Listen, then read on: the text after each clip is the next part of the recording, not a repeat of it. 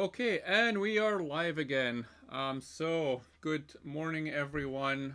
Give me a thumbs up when you can hear this, so I know that the stream is live. Excellent. Thank you very much.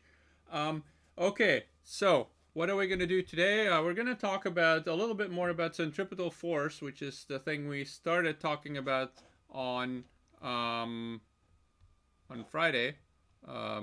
No, on Wednesday. It is Friday today. And then we're going to talk about drag and terminal velocity.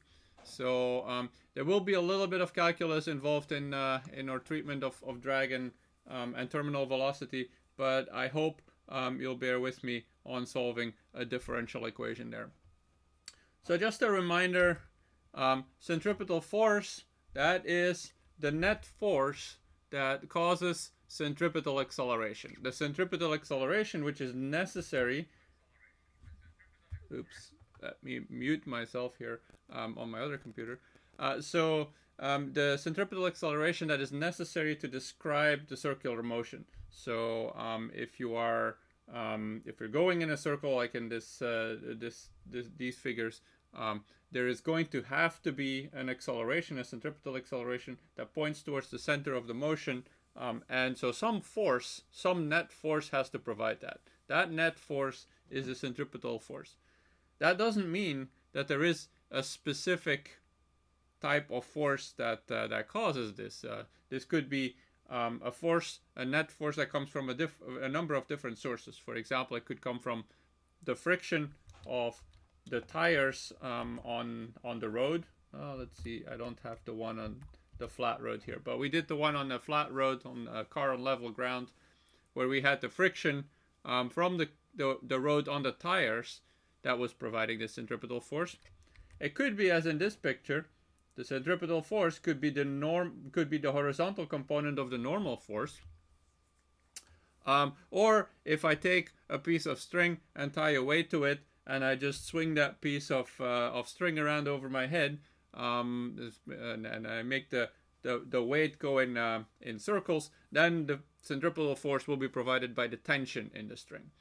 So a centripetal force is not necessarily a force in itself, but it is the net force that serves the role of providing that, of causing that centripetal acceleration. So one thing to keep in mind is that there's other forces that you might experience when going in circular motion. For example, let's imagine you're sitting in the car and you're taking a turn to the right here.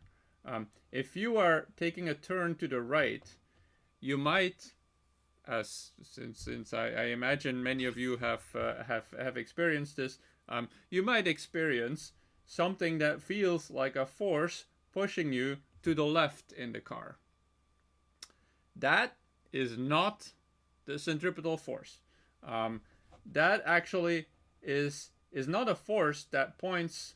That is not a net force that points to the center of the rotation. In fact, this is not even a real force. This is a fictitious force, which only occurs because you are going in a circular motion and your reference frame inside the car is not an inertial reference frame. The centripetal force in this case is actually the force that the car provides on you, either because you're, I don't know, leaning against the door, or because there's friction from the seat against you that is pushing you towards the center of rotation. So there is, and I'm actually going to write this down because this is important to keep this separate. So the centripetal force, that is the net force necessary to generate the centripetal acceleration.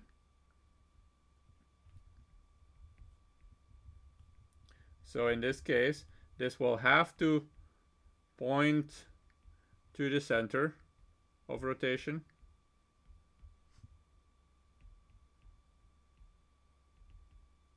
So that's the centripetal force. That is different from the inertial force, and I'm going to put force in quotes, which is the fictitious, which is why I put it in quotes, fictitious force you feel when turning, when you're when, let's put it this way, when inside a non-inertial reference frame.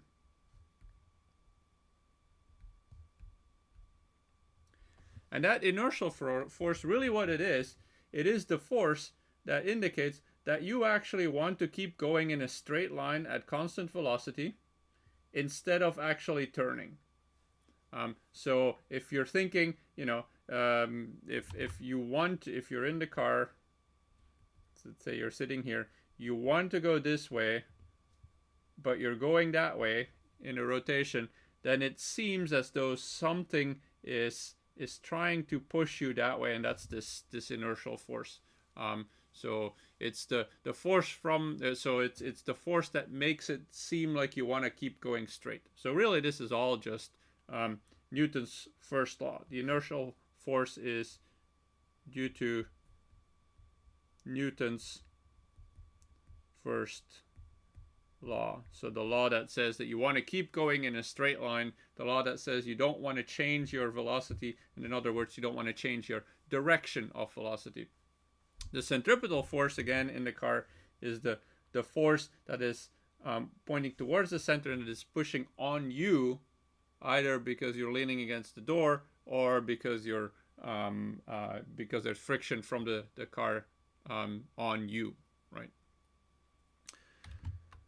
Okay, so this is important to keep this separate because, of course, this is the force that you are more familiar with experiencing, probably. The centripetal force is the one that will actually describe the dynamics, because that's the one that applies in non-inertial reference frames, and in other words, that's the one that's a net force that goes into Newton's second law. Okay, there's one other effect that I want to talk about, which is related to these, and so this fictitious force is actually also sometimes called the centrifugal forces, because in this case it's not a centripetal force, which means towards or searching the center, but this is centrifugal forces, so it's moving away from the center, it's escaping the center. So that's the fictitious force that seems like it's pointing outwards, but really which is just caused by the fact that, you know, in this example of a merry-go-round, you actually wish you could go straight. Any object wishes that it could go straight, but it is forced into a circular trajectory. So one example now, which is the Coriolis effect, that occurs when we're moving inside these rotating reference frames. So let's imagine you have a ball that is, or an object that is sliding without friction on this rotating merry-go-round. If we start off at the center and we start rolling the ball outwards and there's no friction, the ball will just go in a straight line, right? If we're in the rotating reference frame, the ball won't be appearing to go into a straight line. It actually will go at an angle. So it will start off here, for example, but a little bit later this will have rotated away, so it will appear as though the track has actually curved in the opposite direction as the rotational direction. So this is something you may want to think about, and I'm sure there's some I should have looked this one up, because this actually would be useful to visualize in a visualization online. I'm not sure if there's one linked in the textbook. I don't think there is. But if you're on this, if you're going in a straight line in the inertial reference frame, in the non-inertial reference frame, you'll go into a bent line.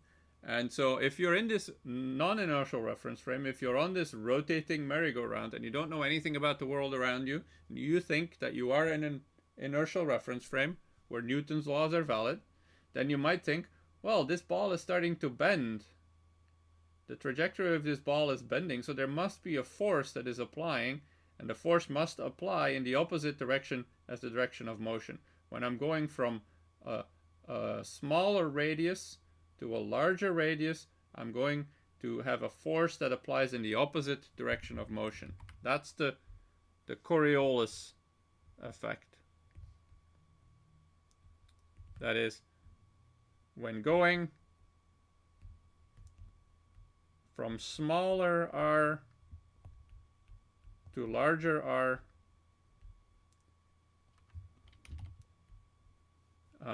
there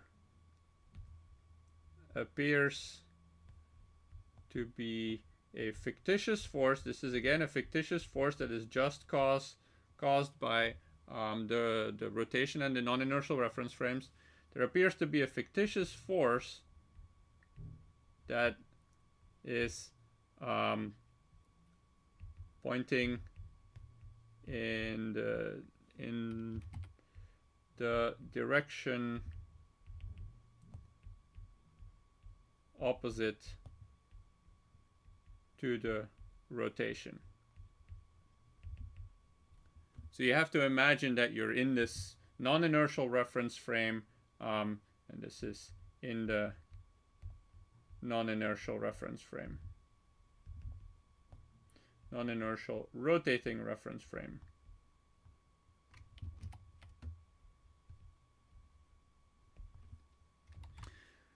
So this causes this ball to appear to follow a rotating or a bent trajectory, where according to Newton's first law, we know it is just following a straight trajectory in the inertial reference frame. So why do we go into this? Well, this actually has a big effect, of course, on global scales. If we have, so let's say we're in the northern hemisphere here. I mean, most of us are probably in the northern hemisphere anyway. Certainly I am. So in the northern hemisphere, when we have a mass of air that moves from the north to the south, then it goes from a larger radius, from a smaller radius, closer to the axis of rotation of the Earth, to a larger radius, further away from the axis of rotation of the Earth. Of course, the opposite is true. If we're going from closer to the equator to closer to the poles, then we're going to a smaller radius of rotation.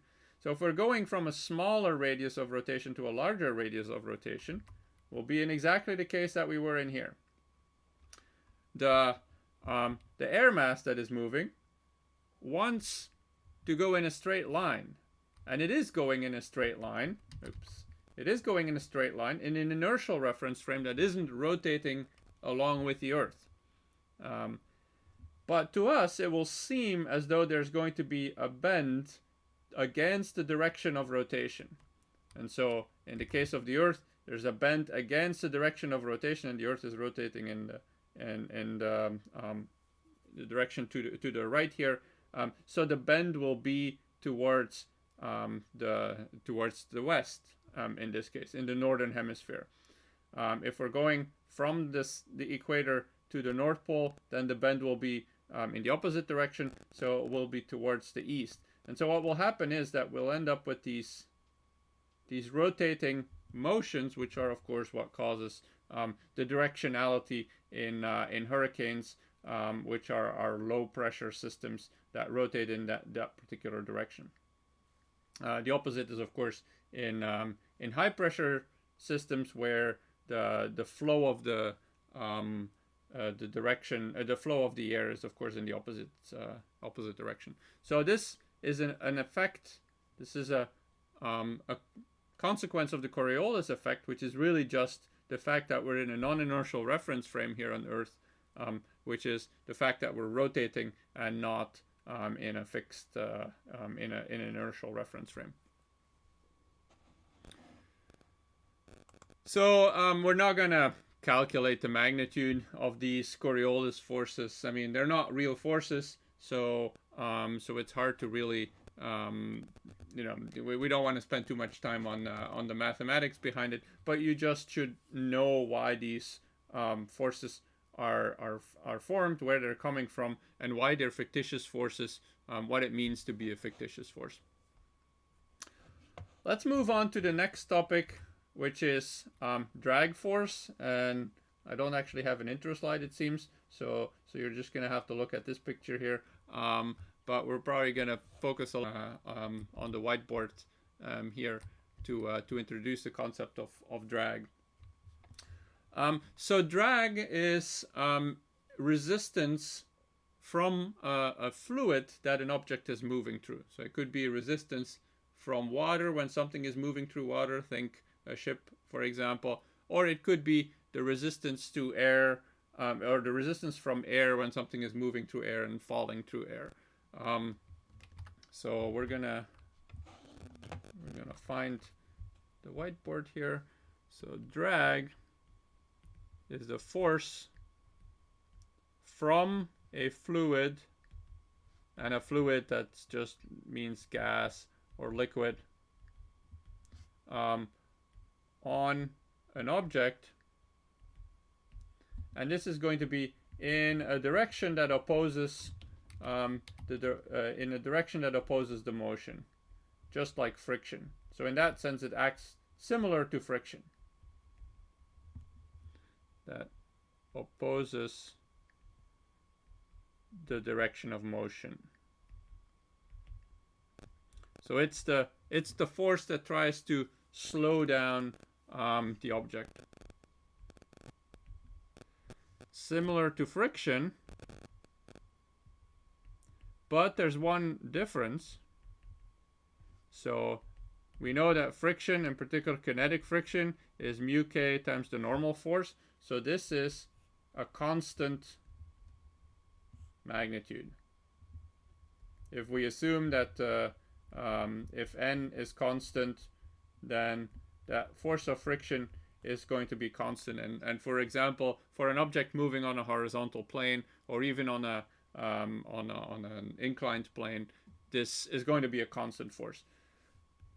But in this case, drag depends on the velocity, and in particular on the magnitude of the velocity, or at least that's how it's typically expressed. We can make it depend on the entire velocity as a vector, because we know it has to be in a direction opposite to the direction of motion, but in this case we're just going to think about this in magnitude. So the force due to drag is proportional to the velocity to some power n. N is going to be 1 at small v, n is going to be 2 at large speeds. So depending on the different speeds, it actually makes sense to describe it as n equal 1 or n equal 2.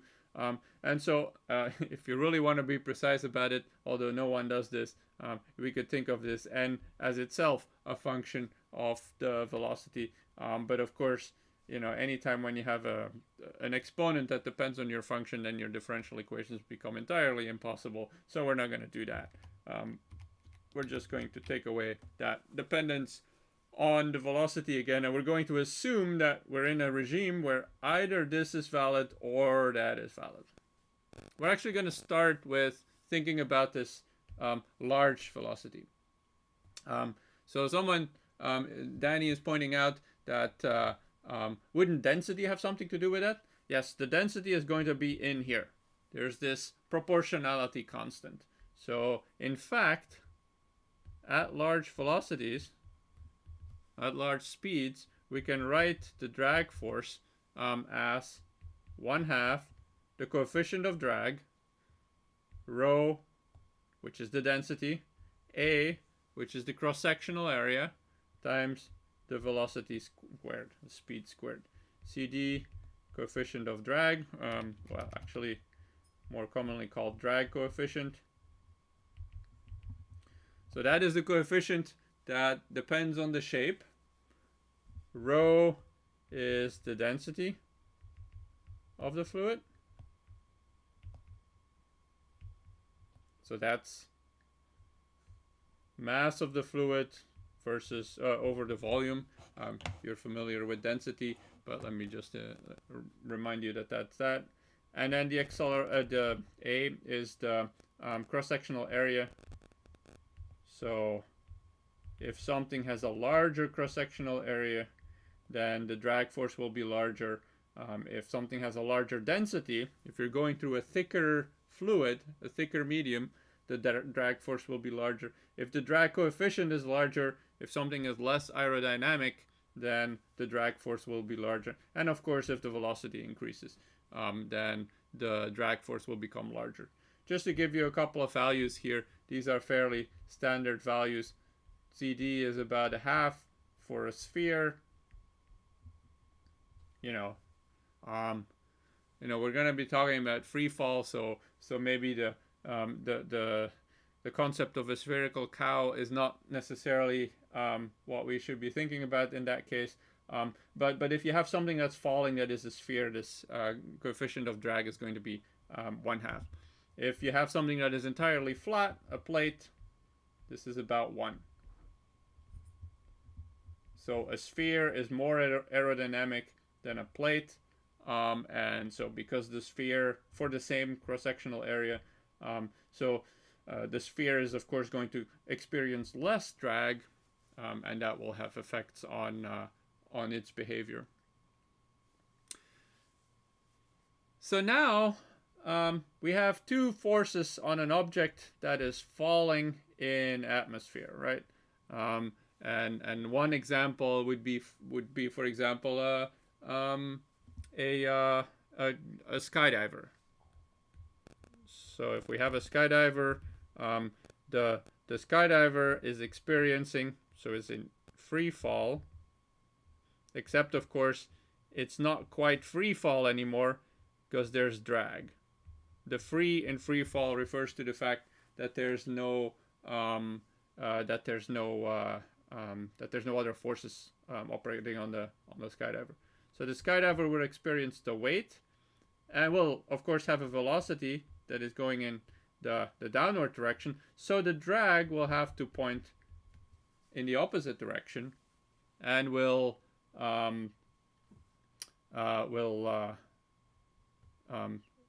counteract some of the effects of the weight. So I do see someone is asking how does a plate have more drag than a sphere? So what you should be thinking of is not a plate as in you throw a plate like a frisbee. This is a plate when it's moving in the direction where the plate has the largest surface area. So if this is a plate that has a surface area A, then the air has to go around this, right? If it's moving downwards. Whereas if you have a sphere, the air has an easier time going around that sphere than the plate. And so that is why there's a difference between the coefficient of drag here, which is about 1, and the coefficient of drag here, which is about 0.5. So don't think of it as a plate that is being thrown like a frisbee, for example. There's other reasons why a frisbee is different. In particular, as you know, you can't throw a frisbee without rotating it, or at least it doesn't work very well. So that's another thing that causes the frisbee to have a smaller surface area, to be less susceptible to drag. There's lift forces that are playing a role with frisbee. So you do have to keep in mind that there's differences. So the main thing to keep in mind is, let's say you're working at SpaceX, you're developing something that is going to come back after going to the International Space Station. Whatever you develop, it will have a coefficient of drag. It's probably not going to be as bad as a plate, which is just a flat surface that is going through the atmosphere, but you're probably not going to do as well. You're probably going to do about as well as a sphere. You're probably going to do maybe even better than a sphere, because you can actually have it be kind of pointy and round at the top, and so it will provide an aerodynamic surface for the air to go around. So maybe you'll even get a CD of 0.3 or 0.2. 0.25. I don't know what the numbers are. But yeah, so a good question about the plate. So there's a difference there. So let's go back to our skydiver. One example where a skydiver is actually close to the shape of a plate is when a skydiver is falling in sort of a spread eagle type motion when the skydiver is completely stretched out, as opposed to a skydiver just diving down head first. So that will of course change the coefficient of drag, and it will change also the surface area.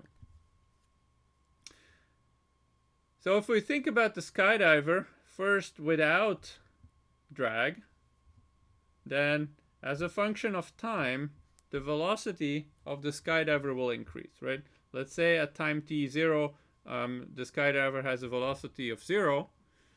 If there's no drag, then under the no drag scenario, this will be g times t, right? The magnitude will actually be minus g times t, but I'm going to assume that my y-axis is in this negative direction, so a positive velocity will correspond to moving downwards.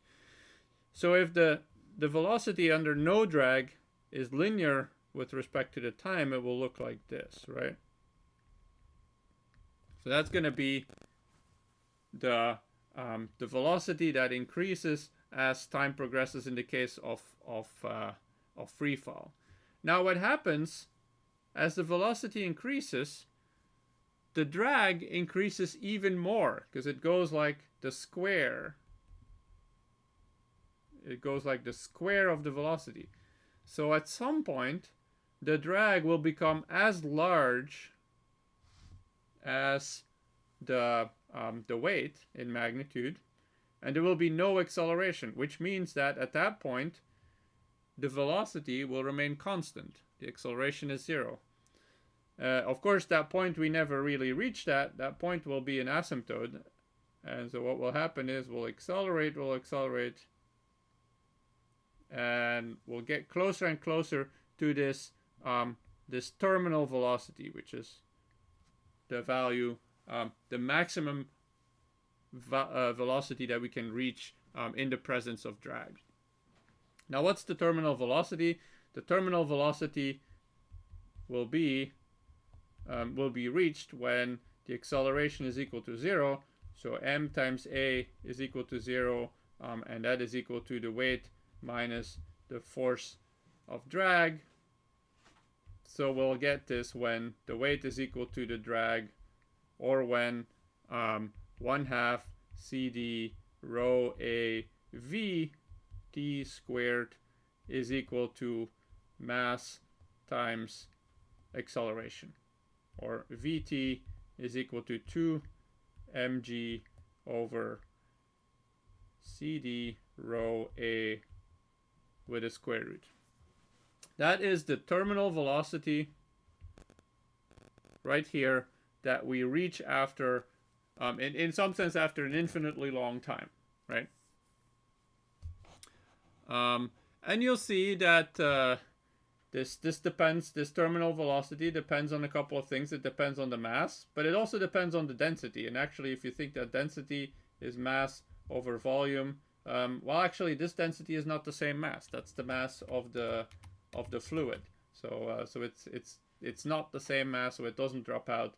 We do have rho times a here, and we have m over a. Let's see. Let's make sure we get our math right here. So if we have rho of the fluid, and we have mass over acceleration, so there's going to be some other factors that drop out. In particular, we'll end up with something that depends on the size, the linear size of the object we're looking at, because we have mass over acceleration over surface area, which is so mass over area is the density times the length, and in this case it's the density of the object times the length. So if we have, for example, the textbook makes some comparison about, you know, what is the the terminal velocity that a human reaches versus what's the terminal velocity that a squirrel reaches. Assuming squirrels and humans have the same density of their bodies, the thing that will play a role in calculating the terminal velocity difference will be this factor L here. All the other things are the same. CD is the same. Rho is the same because that's the density of the fluid surrounding it. And G is the same, and factor 2 is of course the same. So this will be dependent, or this will be proportional to the square root of the size of the object that is falling. So we can calculate this VT for a human, for a skydiver. We can plug in the numbers. We can calculate this for, let's say, a human who's diving head first. So let's say for a head first skydiver, we get maybe A is about 20 or 0.2 square meters. Maybe in this situation we're actually very aerodynamic, so let's say it's 0.2 for a coefficient of drag, and if we plug in the mass of 80 kilograms, and let's see, we have C, that's a known constant. Do we need anything else? Rho, the density of air, which I think is 1.27 kilograms per cubic meter. So you would have to plug in the numbers accurately. But what you'll find is approximately the velocity that the skydiver reaches when you plug in these values into the formula is about 100 meters per second in the case of head first. And about 35 meters per second in the case of a spread eagle position. So when you have a larger surface area, when you artificially create a larger surface area for the body, and you have a less aerodynamic shape, so CD and A are both going to be larger, and that's going to reduce the terminal velocity. We can also ask how long does it take to reach that terminal velocity, beyond, of course, beyond the answer that, well, it takes forever to reach the terminal velocity. But one time that gives us a good idea of when we reach this terminal velocity is, well, when do we reach this point here?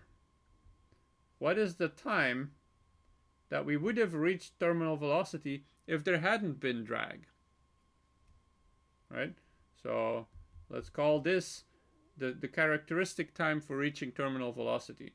In fact, some of you won't be surprised if I call this tau, which is going to be the characteristic time constant for this kind of curve.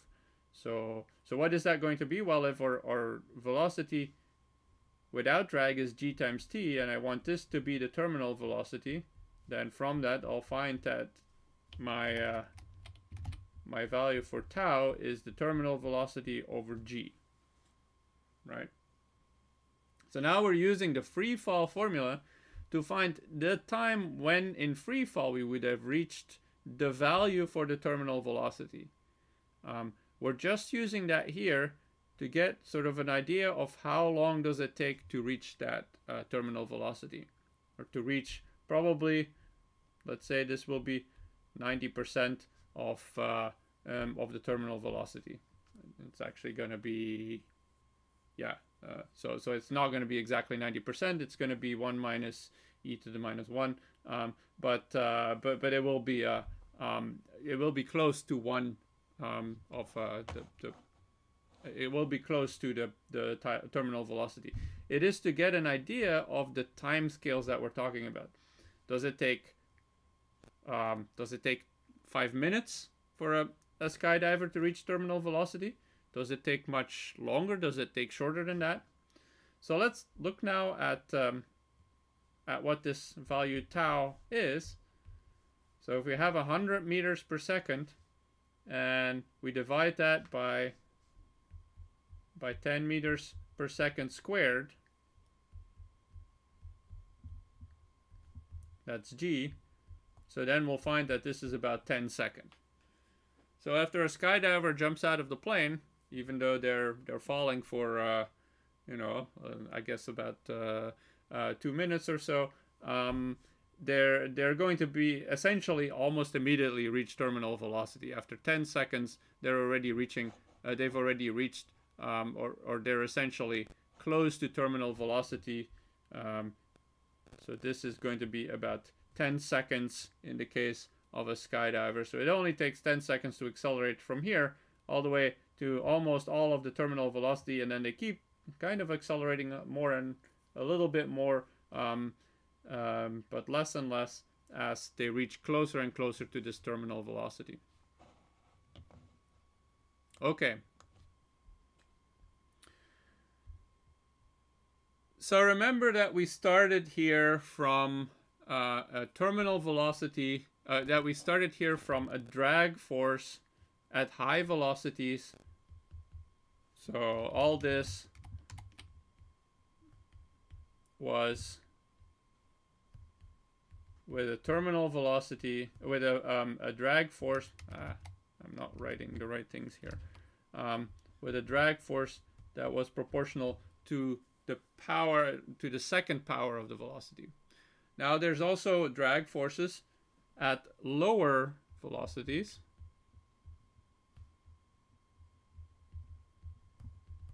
The drag force is proportional to v.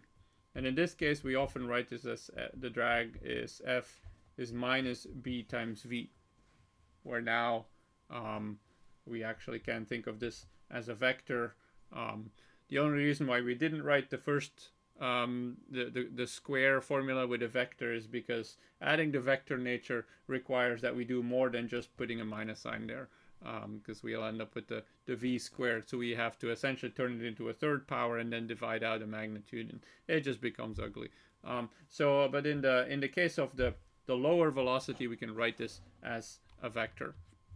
But the same thing applies, of course. At some point we reach terminal velocity. Now in the case of lower velocities, we reach terminal velocity when the acceleration is equal to 0.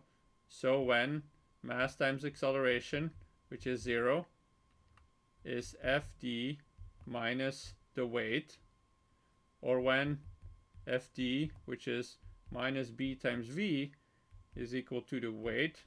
And actually in this case, I can just add a plus sign because the minus sign is already included in the vector equation here. So actually I cannot use a minus sign there.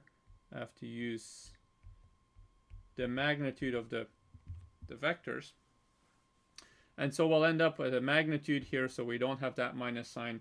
And so the terminal velocity will be mg over b. So it's very similar, except it's now expressed in terms of that factor b, where that b corresponds with the drag coefficient. So again, a larger drag coefficient will result in a smaller terminal velocity. A smaller drag coefficient will correspond to a larger velocity. So now finally, let me show you how one would go about actually calculating this curve here, because we've set ourselves up now with a difficult problem where this force, the drag force, depends on the velocity itself.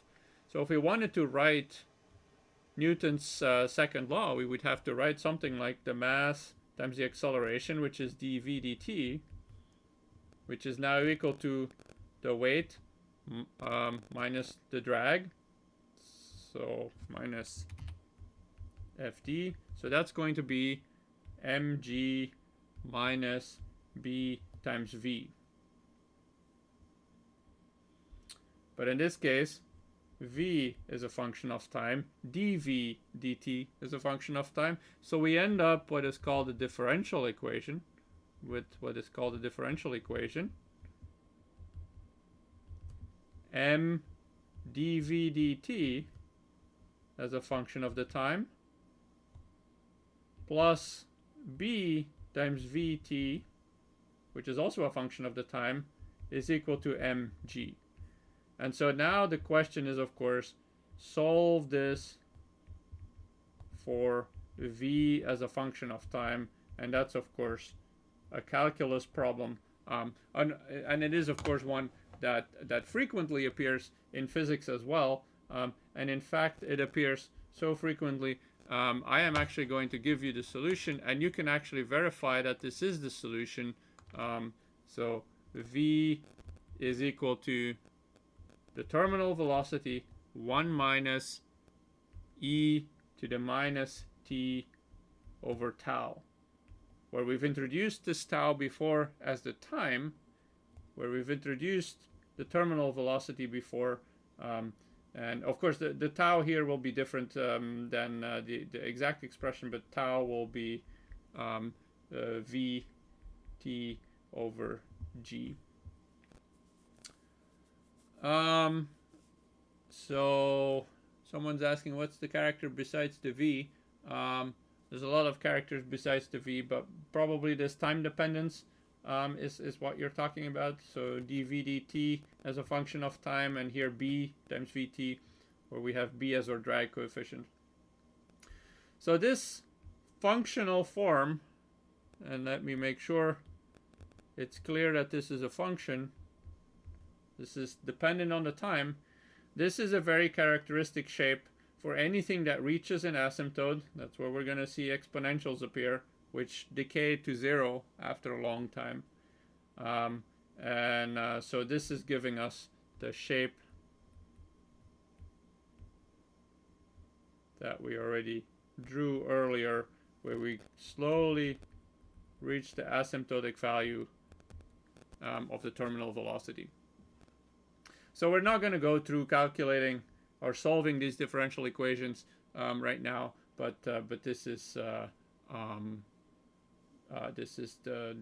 topic of a calculus course. Okay, that's it for today.